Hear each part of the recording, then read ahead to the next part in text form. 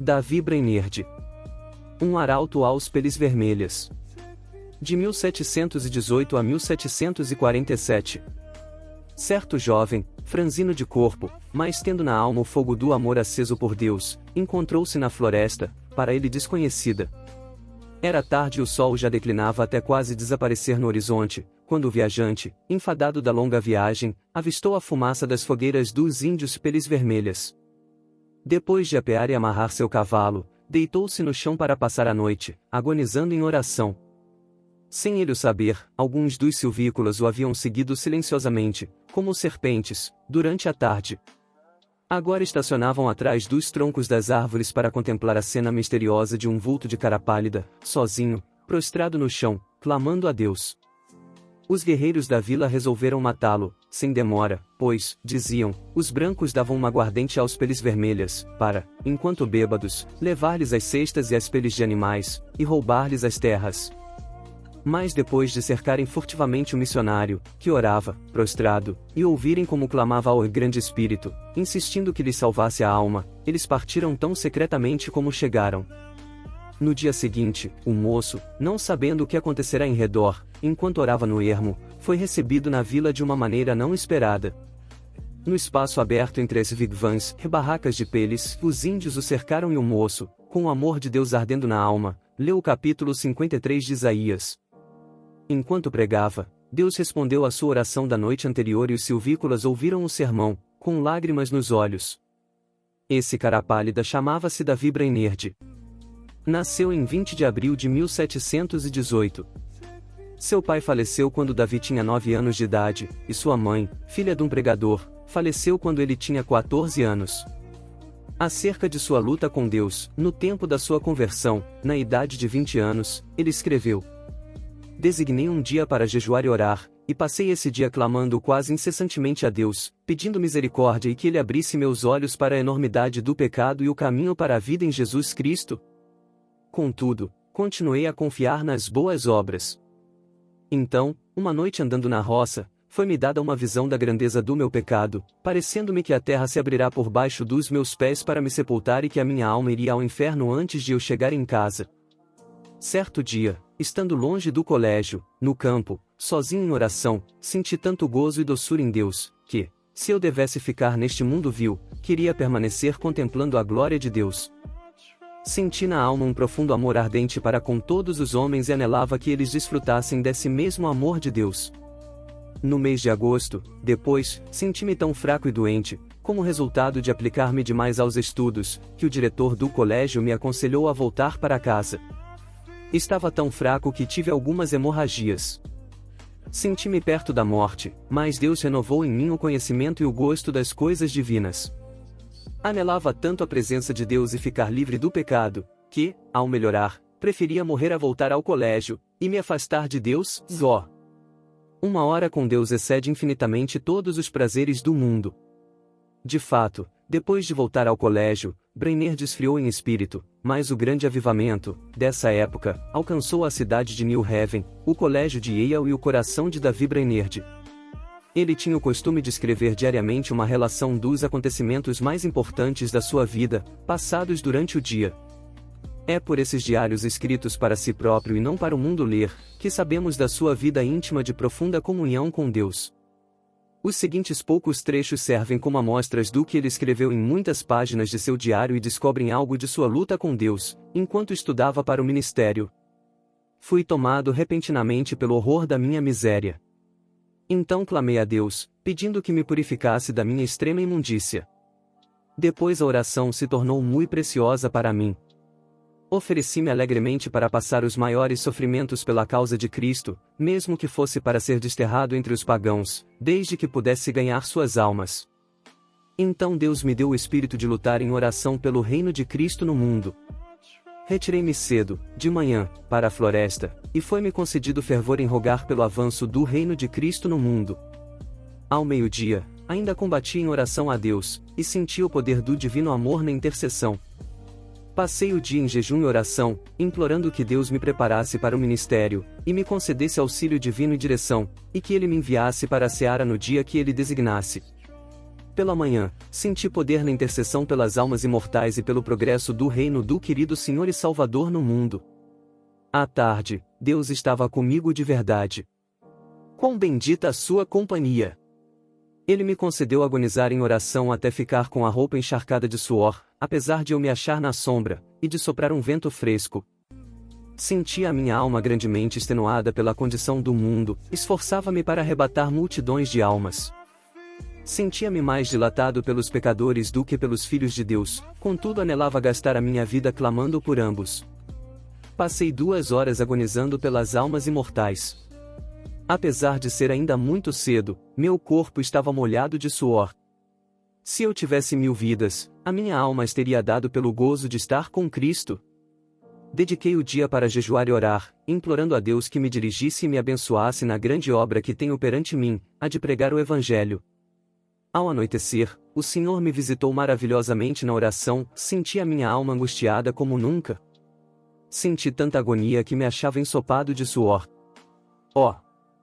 E Jesus suou sangue pelas pobres almas. Eu anelava mostrar mais e mais compaixão para com elas.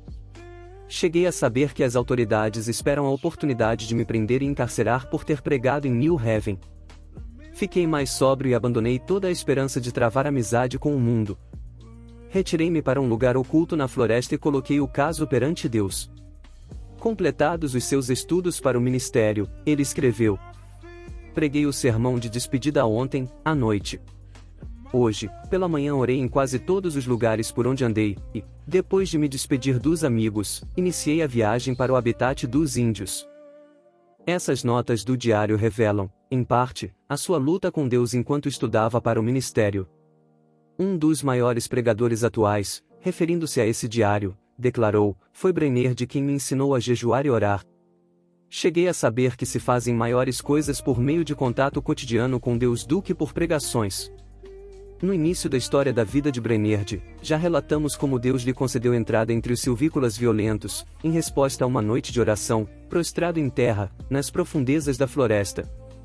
Mas, apesar de os índios lhe darem a toda hospitalidade, concedendo-lhe um lugar para dormir sobre um pouco de palha e ouvirem o sermão, comovidos, Brainerd não estava satisfeito e continuava a lutar em oração, como revela seu diário. Continuo a sentir-me angustiado. À tarde preguei ao povo, mas fiquei mais desanimado acerca do trabalho do que antes, receio que seja impossível alcançar as almas. Retirei-me e derramei a minha alma pedindo misericórdia, mas sem sentir alívio. Completo 25 anos de idade hoje. Dói-me a alma ao pensar que vivi tão pouco para a glória de Deus. Passei o dia na floresta sozinho, derramando a minha queixa perante o Senhor. Cerca das 9 horas, saí para orar na mata. Depois do meio-dia, percebi que os índios estavam se preparando para uma festa e uma dança. Em oração, senti o poder de Deus e a minha alma extenuada como nunca antes na minha vida. Senti tanta agonia e insisti com tanta veemência que, ao levantar-me, só consegui andar com dificuldade. O suor corria-me pelo rosto e pelo corpo. Reconheci que os pobres índios se reuniam para adorar demônios e não a Deus. Esse foi o motivo de eu clamar a Deus, que se apressasse em frustrar a reunião idólatra. Assim, passei a tarde orando incessantemente, pedindo auxílio divino para que eu não confiasse em mim mesmo. O que experimentei, enquanto orava, foi maravilhoso. Parecia-me que não havia nada de importância em mim, a não ser santidade de coração e vida, e o anelo pela conversão dos pagãos a Deus. Desapareceram todos os cuidados, receios e anelos, todos juntos pareciam-me de menor importância que o sopro do vento. Anelava que Deus adquirisse para si um nome entre os pagãos e lhe fiz o meu apelo com a maior ousadia, insistindo em que ele reconhecesse que eu o preferia à minha maior alegria. De fato, não me importava onde ou como morava, nem da fadiga que tinha de suportar, se pudesse ganhar almas para Cristo. Continuei assim toda a tarde e toda a noite. Assim revestido, Brainerd, pela manhã, voltou da mata para enfrentar os índios, certo de que Deus estava com ele, como estivera com Elias no Monte Carmelo. Ao insistir com os índios para que abandonassem a dança, eles, em vez de matá-lo, desistiram da orgia e ouviram a sua pregação, de manhã e à tarde. Depois de sofrer como poucos sofrem, depois de se esforçar de noite e de dia, depois de passar horas inumeráveis em jejum e oração, depois de pregar a palavra a tempo e fora de tempo, por fim, abriram-se os céus e caiu o fogo. Os seguintes excertos do seu diário descrevem algumas dessas experiências gloriosas. Passei a maior parte do dia em oração, pedindo que o Espírito fosse derramado sobre o meu povo. Orei e louvei com grande ousadia, sentindo grande peso pela salvação das preciosas almas. Discursei à multidão extemporaneamente sobre Isaías 53.10, todavia, o Senhor agradou Moelo. Muitos dos ouvintes entre a multidão de 3 a 4 mil, ficaram comovidos a ponto de haver um grande pranto, como o pranto de Adadrimon. Vê Zacarias 12.11. Enquanto eu andava a cavalo, antes de chegar ao lugar para pregar, senti o meu espírito restaurado e a minha alma revestida com o poder para clamar a Deus, quase sem cessar, por muitos quilômetros a fio. De manhã, discursei aos índios onde nos hospedamos. Muitos ficaram comovidos, e ao falar-lhes acerca da salvação da sua alma, as lágrimas correram abundantemente e eles começaram a soluçar e a gemer. À tarde, voltei ao lugar onde lhes costumava pregar, e eles ouviram com a maior atenção quase até o fim. Nem a 10ª parte dos ouvintes pôde conter-se de derramar lágrimas e clamar amargamente. Quanto mais eu falava do amor e compaixão de Deus, ao enviar seu Filho para sofrer pelos pecados dos homens, tanto mais aumentava a angústia dos ouvintes. Foi para mim uma surpresa notar como seus corações pareciam traspassados pelo terno e comovente convite do Evangelho, antes de eu proferir uma única palavra de terror. Preguei aos índios sobre Isaías 53.3:10. Muito poder acompanhava a palavra e houve grande convicção entre os ouvintes, contudo, não tão geral como no dia anterior. Mas a maioria ficou comovida e em grande angústia de alma, alguns não podiam caminhar, nem ficar em pé, caíam no chão como se tivessem o coração traspassado e clamavam sem cessar, pedindo misericórdia. Os que vieram de lugares distantes foram levados logo à convicção, pelo Espírito de Deus. À tarde, preguei sobre Lucas 15.16-23. Havia muita convicção visível entre os ouvintes, enquanto eu discursava, mas, ao falar particularmente, depois, alguns que se mostravam comovidos, o poder de Deus desceu sobre o auditório como um vento veemente e impetuoso e varreu tudo de uma maneira espetacular. Fiquei em pé, admirado da influência que se apoderou do auditório quase totalmente. Parecia, mais que qualquer outra coisa, a força irresistível de uma grande correnteza, ou dilúvio crescente, que derrubava e varria tudo que encontrava na sua frente. Quase todos oravam e clamavam, pedindo misericórdia, e muitos não podiam ficar em pé. A convicção que cada um sentiu foi tão grande, que pareciam ignorar por completo os outros em redor, mas cada um continuava a orar por si mesmo. Lembrei-me de Zacarias 12 de outubro de 2012, porque havia grande pranto como o pranto de Adadrimon, parecendo que cada um pranteava à parte. Parecia-me um dia muito semelhante ao dia em que Deus mostrou seu poder a Josué, Josué 10.14, porque era um dia diferente de qualquer dia que tinha presenciado antes, um dia em que Deus fez muito para destruir o reino das trevas entre esse povo. É difícil reconhecer a magnitude da obra de Davi Brainerd entre as diversas tribos de índios, nas profundezas das florestas, ele não entendia os seus idiomas. Se lhes transmitia a mensagem de Deus ao coração, deveria achar alguém que pudesse servir como intérprete. Passava dias inteiros simplesmente orando para que viesse sobre ele o poder do Espírito Santo com tanto poder, que esse povo não pudesse resistir à mensagem. Certa vez teve que pregar por meio de um intérprete tão bêbado, que quase não podia ficar em pé, contudo, vintenas de almas foram convertidas por esse sermão. Ele andava, às vezes, perdido de noite no ermo, apanhando chuva e atravessando montanhas e pântanos. Franzino de corpo, cansava-se nas viagens. Tinha que suportar o calor do verão e o intenso frio do inverno. Dias a fio passava-os com fome. Já começava a sentir a saúde abalada e estava a ponto de casar-se. Sua noiva era Jerusa Edwards, filha de Jonatas Edwards, e estabelecer um lar entre os índios convertidos ou voltar e aceitar o pastorado de uma igreja que o convidava. Contudo, reconhecia que não podia viver, por causa da sua doença, mais que 1 ou 2 anos e resolveu então arder até o fim. Assim, depois de ganhar a vitória em oração, clamou: "Eis-me aqui, Senhor. Envia-me a mim até os confins da terra, envia-me aos selvagens do ermo, envia-me para longe de tudo que se chama conforto da terra, envia-me mesmo para a morte, se for no teu serviço e para promover o teu reino." Então acrescentou: adeus amigos e confortos terrestres, mesmo os mais anelados de todos. Se o Senhor quiser, gastarei a minha vida, até os últimos momentos, em cavernas e covas da terra, se isso servir para o progresso do reino de Cristo. Foi nessa ocasião que escreveu: continuei lutando com Deus em oração pelo rebanho aqui, especialmente, pelos índios em outros lugares, até a hora de deitar-me. Oh! Como senti ser obrigado a gastar o tempo dormindo! Anelava ser uma chama de fogo, constantemente ardendo no serviço divino e edificando o reino de Deus, até o último momento, o momento de morrer.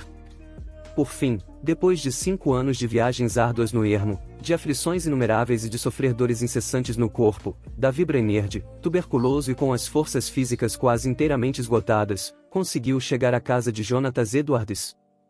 O peregrino já completará a sua carreira terrestre e esperava o carro de Deus para levá-lo à glória.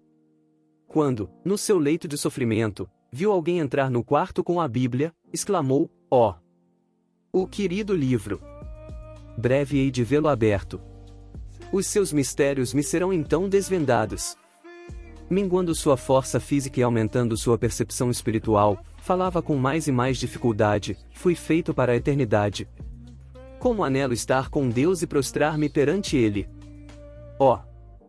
Que o Redentor pudesse ver o fruto do trabalho da sua alma e ficar satisfeito. Oh! Vem, Senhor Jesus! Vem depressa! Amém!" E dormiu no Senhor. Depois desse acontecimento, a noiva de Brainerd, Jerusa Edwards, começou a murchar como uma flor e, 4 meses depois também foi morar na Cidade Celeste. De um lado do seu túmulo, está o de Davi Brainerd e do outro lado está o túmulo de seu pai, Jonatas Edwards. O desejo veemente da vida de Davi Brainerd era o de arder como uma chama, por Deus, até o último momento, como ele mesmo dizia: "Anelo ser uma chama de fogo, constantemente ardendo no serviço divino, até o último momento, o momento de falecer." Brainerd findou a sua carreira terrestre aos 29 anos. Contudo, apesar de sua grande fraqueza física, fez mais que a maioria dos homens faz em 70 anos. Sua biografia, escrita por Jonatas Edwards e revisada por John Wesley, teve mais influência sobre a vida de A.J. Gordon do que qualquer outro livro, exceto a Bíblia.